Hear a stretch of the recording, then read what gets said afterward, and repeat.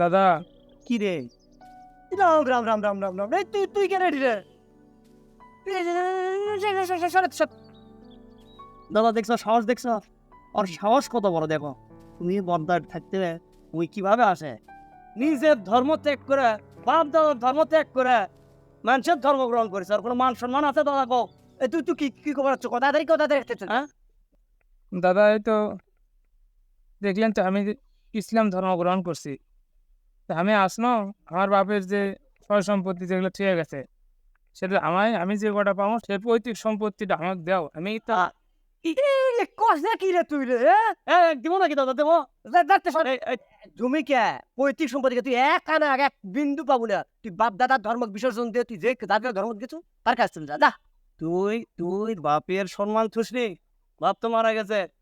ওই জায়গায় যাও, তোর জন্য কষ্ট পাবি, তোর জন্য বাপ খেলে নরকের যাবি। দাদা তাহলে আমি কি এই বউ চলিয়ে কি না খেয়ে মরে যাবো? তুই না খেয়ে মরে তুই ভিক্ষাত যা, তুই ধর্ম বিসর্জন দিস। তুই যাদের ধর্ম গ্রহণ করছু তাদের কাজ যা, তারাই তো ব্যবস্থা নেবে। আমি দরকার হলে মানুষের দ্বারে দ্বারে হাত পাতবো দাদা। তা আমি যে জায়গায় গেছি সেখান থেকে আর ফিরে আসার কোনো সুযোগ নেই, কারণ আমি সজ্ঞানে সব অবস্থায় আমি বুঝতে পারছি ওটাই আমার জন্য সঠিক, যার কারণে ওই ধর্মে আমি গেছি দাদা। ঠিক আছে আমি গেলাম, আমার জন্য কিছু যখন নাই দিবেন আমার কি করার আছে দাদা? ভালো থাকবেন, আর আমার জন্য একটু দোয়া করবেন দাদা, দোয়া করবেন দাদা।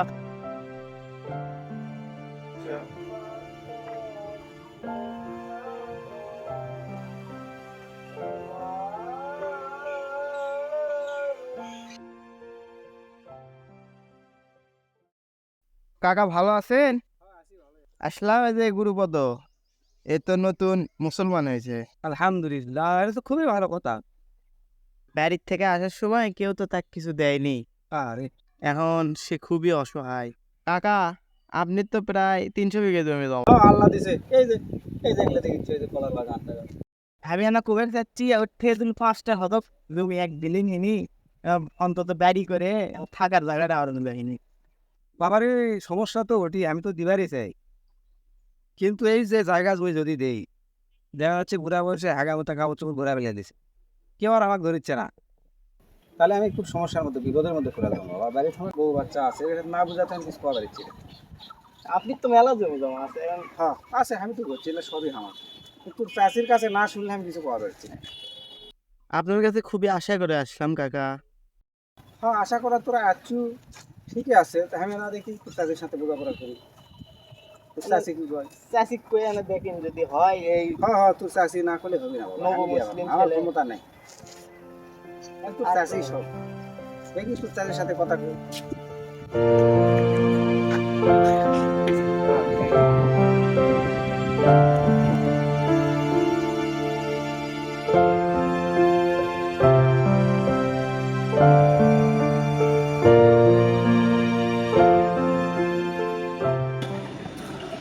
আরে গুরুপদ, তুমি কোনটি আসলে? তোমাকে আমি খুঁজতেছি কতক্ষণ ধরে। আসসালামু আলাইকুম দাদা।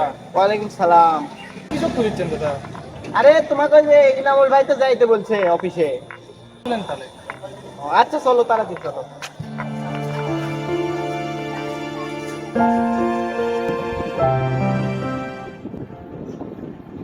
আসসালামু আলাইকুম ভাই। ওয়ালাইকুম সালাম। গ্রুপে তো আসছো? জি ভাই। আচ্ছা ঠিক আছে, বসো। ভাই আপনি তো ওই যে গুরুপদকে নিয়ে আসতে বললেন, কালকে তো আপনার সাথে কথা হলোই। তো তার বাড়ি থেকে তো তার ভাইরা তাকে বের করে দিয়েছে আর কি। তুমি তো সেদিন বলছোই, গুরুপদের কথা বলছো আমাকে, আমার মনে আছে বিষয়টা। তুমি বলছিলে যে ওকে ওর মুসলিম হওয়ার কারণে, মুসলমান হওয়ার কারণে ওর বাবা মা ও ভাইরা ওকে সবকিছু থেকে বঞ্চিত করছে, তাই তো? জি। তো বিষয়টি আমরা, তুমি আসার আগে আমরা আলোচনা করেছি, আমাদের রুহুল ভাই এবং রকম ভাইয়ের সাথে আলোচনা করেছি। তো আমরা একটা সিদ্ধান্ত নিয়েছি আর কি, যে গুরুপদর মতো যারা আমাদের সমাজে নবমুসলিম আছে, তাদেরকে আসলে তাদের জন্য আমাদের অনেক কিছু করণীয় আছে। তো তাহলে এখন যে আব্দুল রহিমের জন্য আমরা কি করতে পারি এখন? জি ভাই, গুরুপদ তো এখন অসহায়, এজন্য এর থাকার একটা ব্যবস্থা করা দরকার। না, থাকার তো অবশ্যই ব্যবস্থা করতে যে হবে। আমি তার থাকার ব্যবস্থার দায়িত্ব নিচ্ছি। আলহামদুলিল্লাহ, আলহামদুলিল্লাহ। তাহলে ভাই, উনি যেহেতু থাকার দায়িত্ব নিলেন, আপনারা তো আল্লাহ চাহিদা অনেক জমি জমা অর্থ সম্পদ আছে। যেহেতু ভাই ওনার থাকার ব্যবস্থা করেছেন, সেহেতু আমি ওনার খাওয়া দাওয়ার ব্যবস্থাটা আলহামদুলিল্লাহ।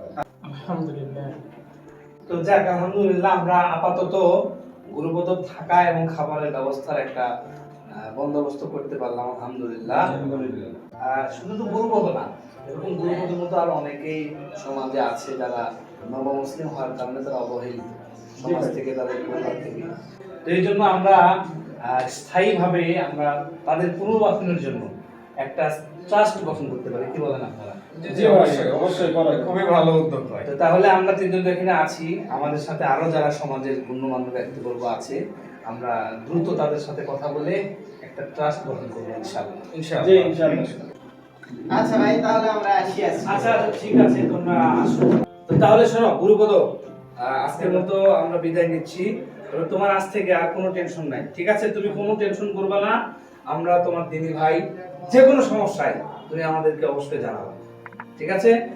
ঠিক আছে দাদা, আপনারা যে উপকার যেটা করলেন আমি চিরকৃতজ্ঞ থাকবো, এবং আল্লাহ আপনাদেরকে ইহকালে এবং পরকালে ভালো করবে দাদা।